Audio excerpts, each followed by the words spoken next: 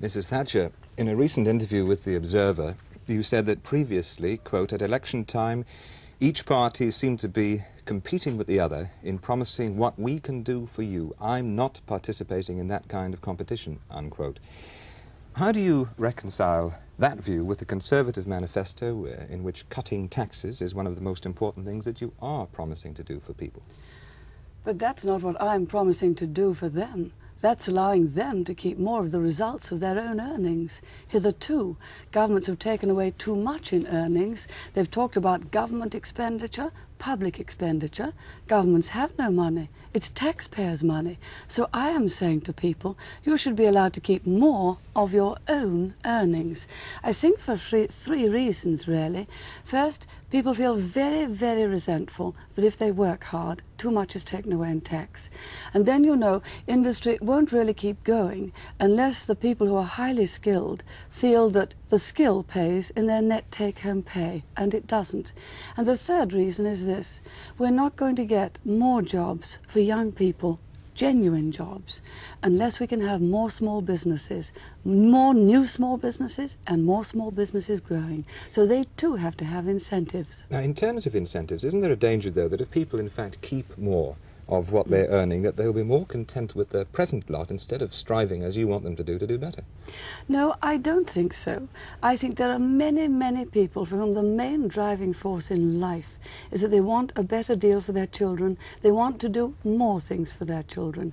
And I think that that is a tremendous incentive, and they will go on and earn more for a better life for them. After all, don't forget, a lot of our people now go overseas. They see how our European neighbours live. They see that job for job they have a very much higher standard of living. And they don't like the idea, quite rightly they don't like the idea, that Britain's falling behind. And Britain is declining compared to our competitors. It's been assumed, it's been reckoned, that to make a real impact, the cuts that you have in mind would include reducing the top rate of tax from 83% to around 65%, taking around 3p off the standard rate, raising thresholds generally. Is that roughly what it means? The precise calculations I cannot give you, and I think we shouldn't get into the state when you think threepence off here means so much loss to the exchequer. One of the purposes of reducing tax on the pay packet is to persuade people to earn more, so that they have more pounds, and by taking less out of more pounds you can still sometimes get the extra yield.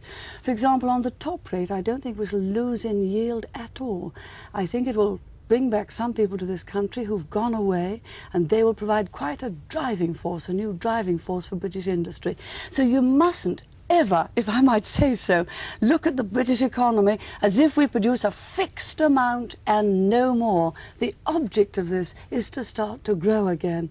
I hope it will succeed. We can put the ball at people's feet. Some of them will kick it. What about the people below the top rate taxpayers, the people you feel might come back to the country, the majority of the people who would be affected by the standard rate being changed? To what extent are what they're going to get by the reduced standard rate, to what extent is that going to be offset by increase in prices due to VAT increases or whatever, the retail prices? Well, do you know, Mr. Healey, in his very first budget, put up the cost of living by 3.75%.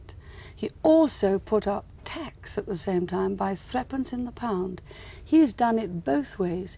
He's put up the cost of living more than any previous Chancellor in history, and he put up tax as well. Now, he put it up from where we left it. We didn't have nearly such a bad record on prices, and we left the standard rate of tax at 30p. The increases in value-added tax will be comparatively small. They will in fact enable us to get at people who don't return some of their cash income.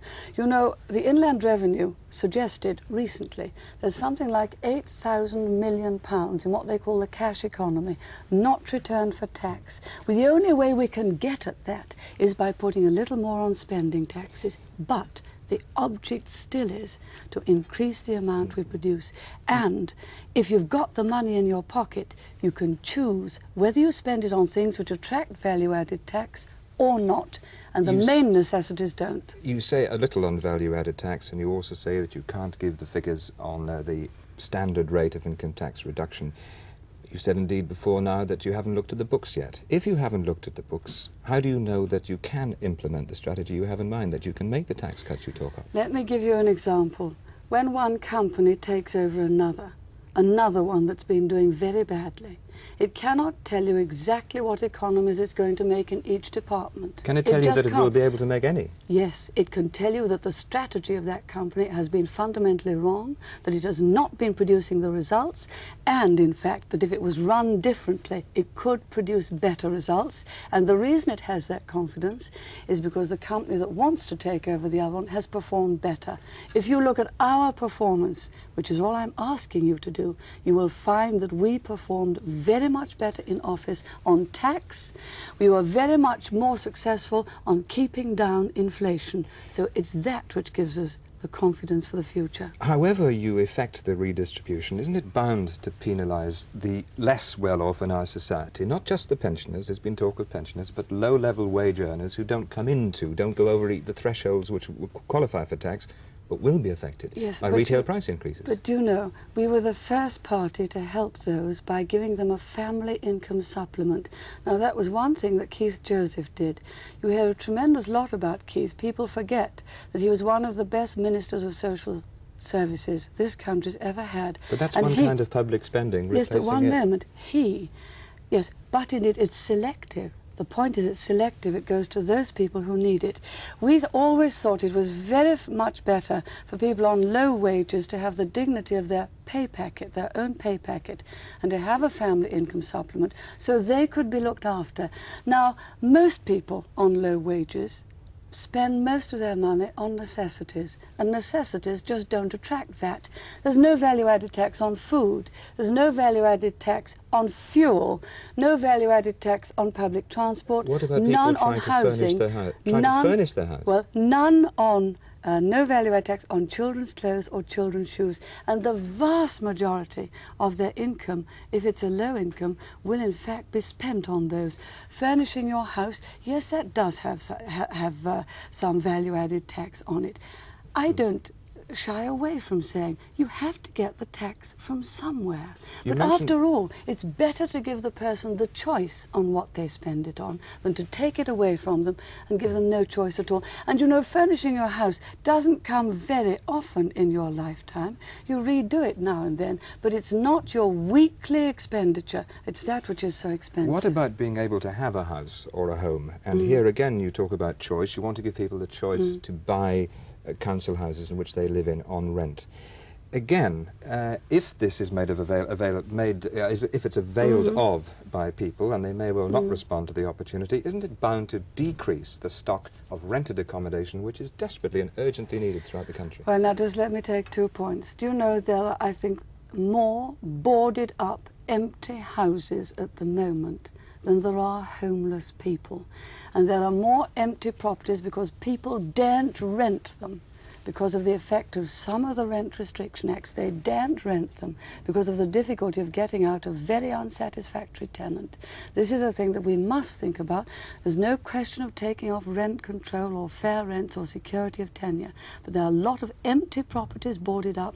There are a lot of empty flats because the landlords daren't let them. But the second point is this: the people who are going to be offered the council houses at very favourable prices are those who are in them. They're going to stay in them. They're not people who are going to move and vacate that flat and leave it open for other people. They're going to occupy it. They might just as well have the chance to buy it when they're comparatively young, and then they'll know that after 25 years or so they won't have to pay any more rent, and it helps the local authority. They get more money back.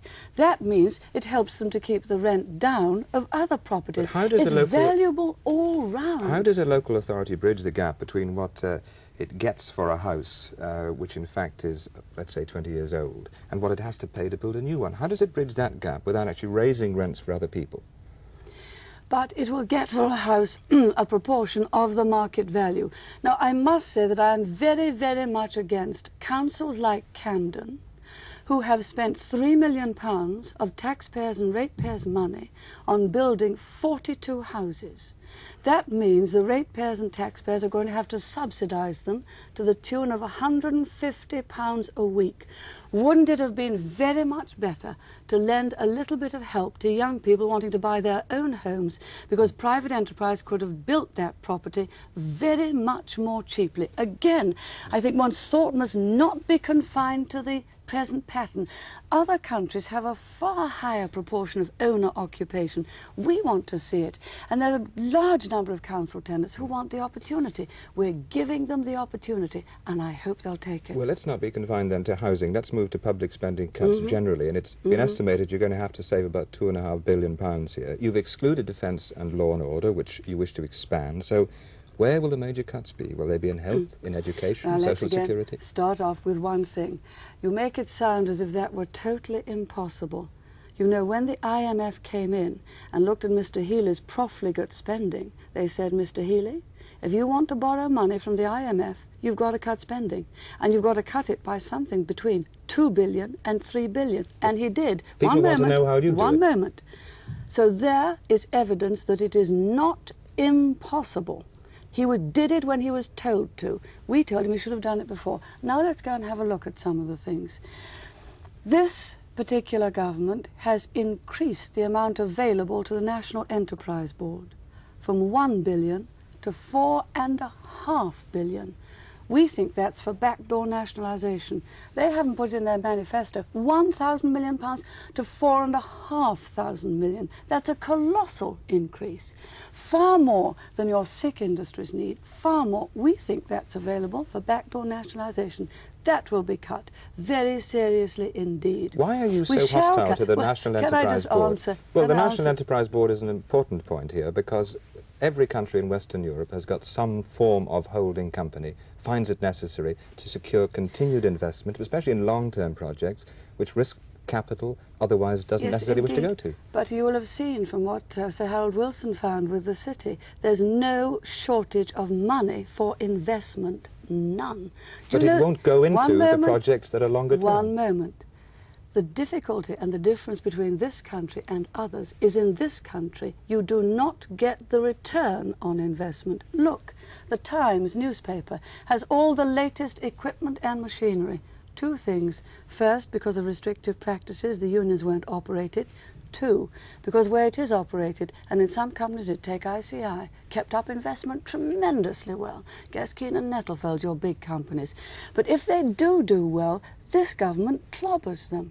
You're not allowed to get a good return on your money. If you do, they cut down the profits, they put the prices commission in, and they'll put a tremendous control on dividends. You cannot have it all ways. If you want the investment, if you want the risk, you've got to get a good return on it. There is plenty of money available in this country for investment. At the moment, it's all going into government stock. Instead of, I agree with you, it should be going into productive investment, but the government's taking too much of it. But much of the money that comes from public spending, in fact, does go into the private sector. Much of the private sector depends very much, whether it be by way of regional aid and various grants to certain areas, certain kinds of innovation aid. Yes, well, very, very little on innovation aid. You would have to aircraft engines. You would, of course, have some launching aid to this. But the vast majority of your investment in this country comes from two sources. One, from profits.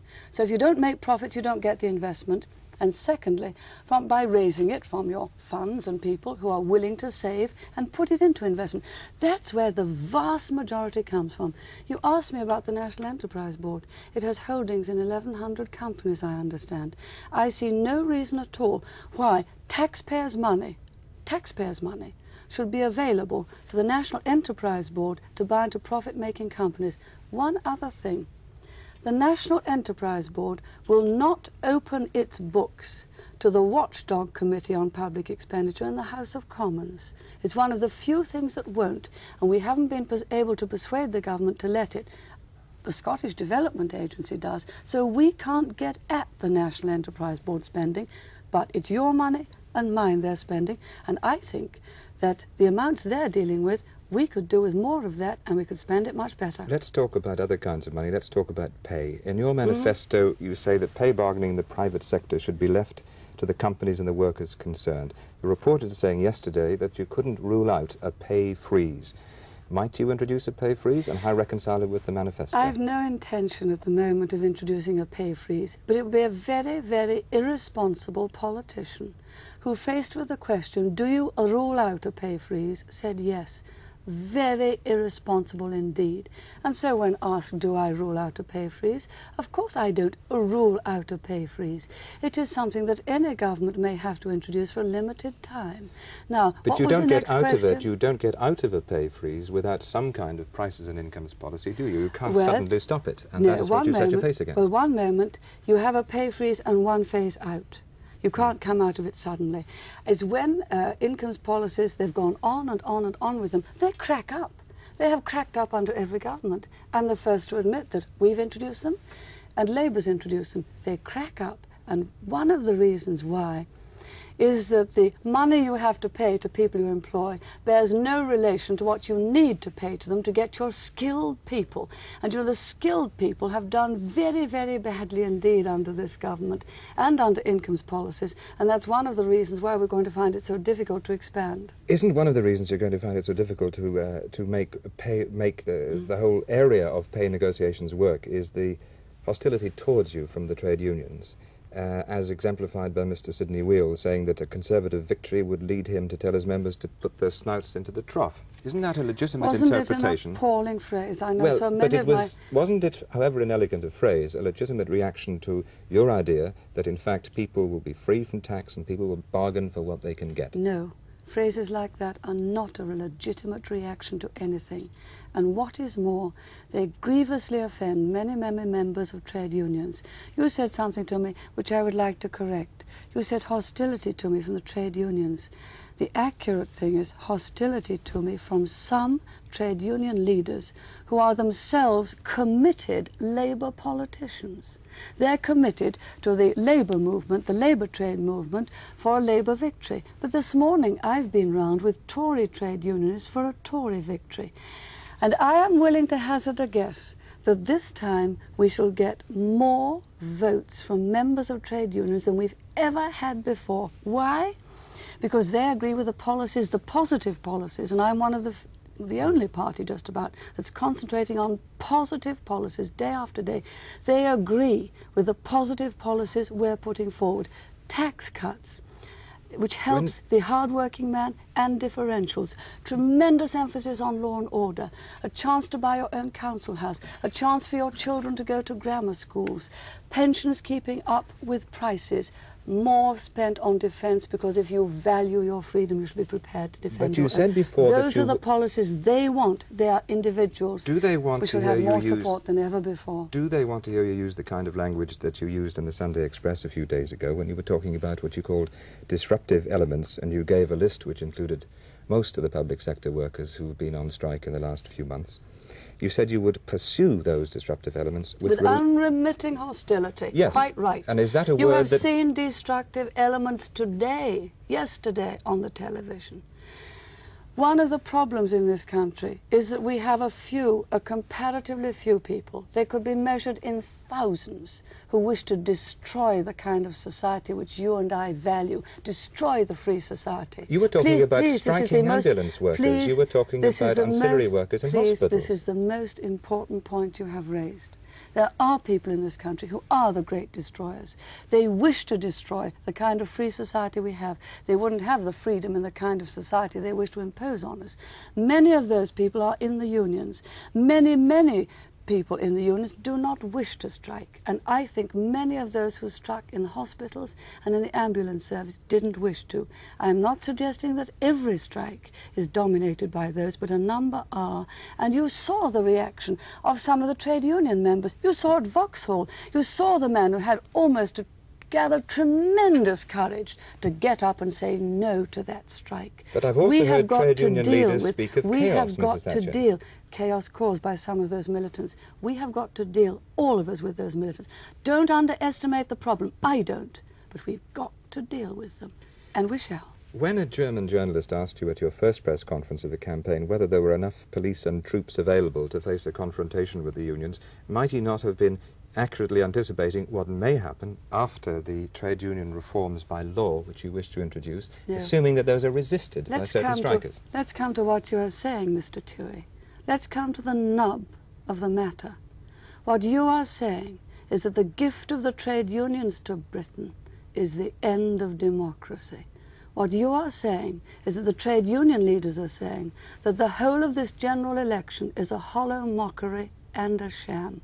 If you are right, and that is what they are saying, then I am going to ask for the biggest majority any country has ever given any government, and I'm going to ask for the biggest majority from the 12 million members of trade unions.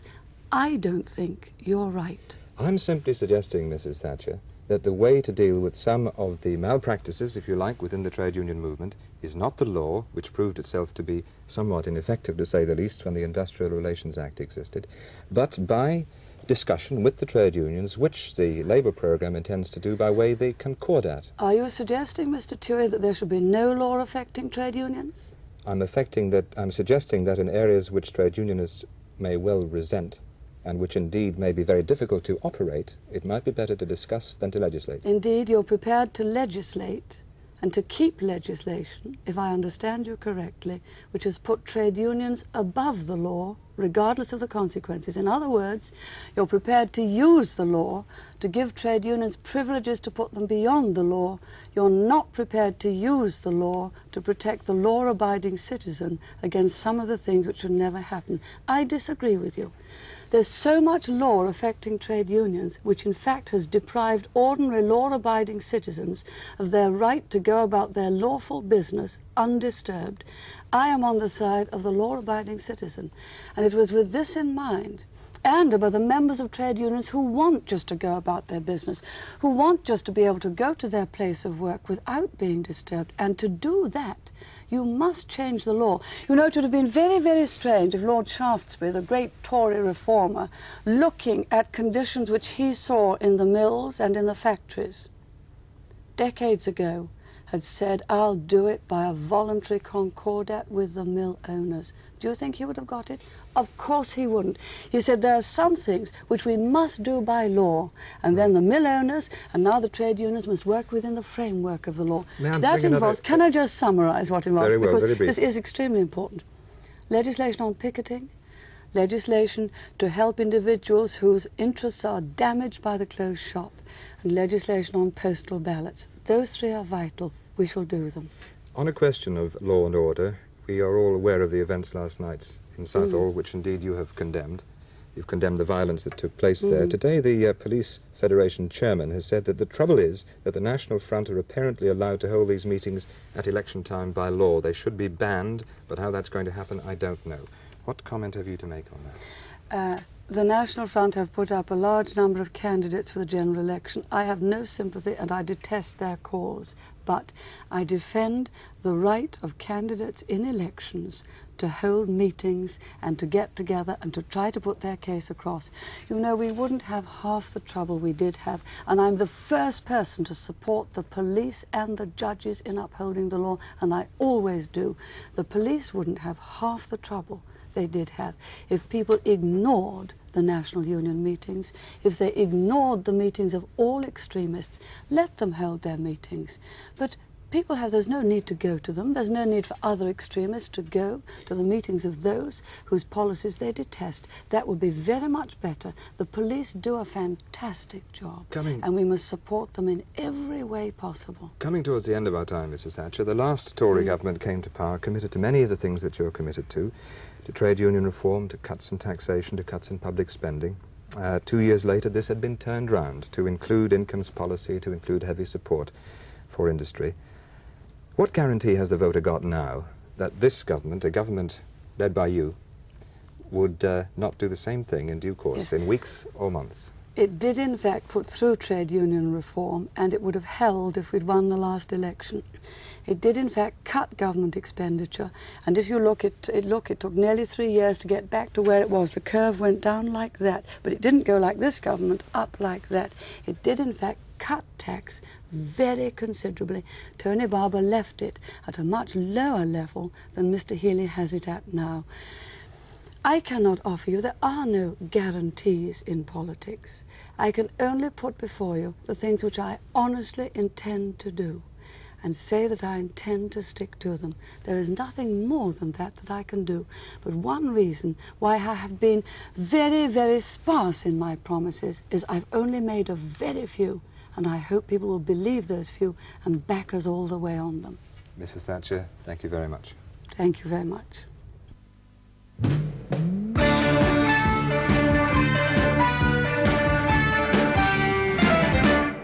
On Thursday, 1 week to go before polling, TVI's Election 79 continues with the James Callaghan interview.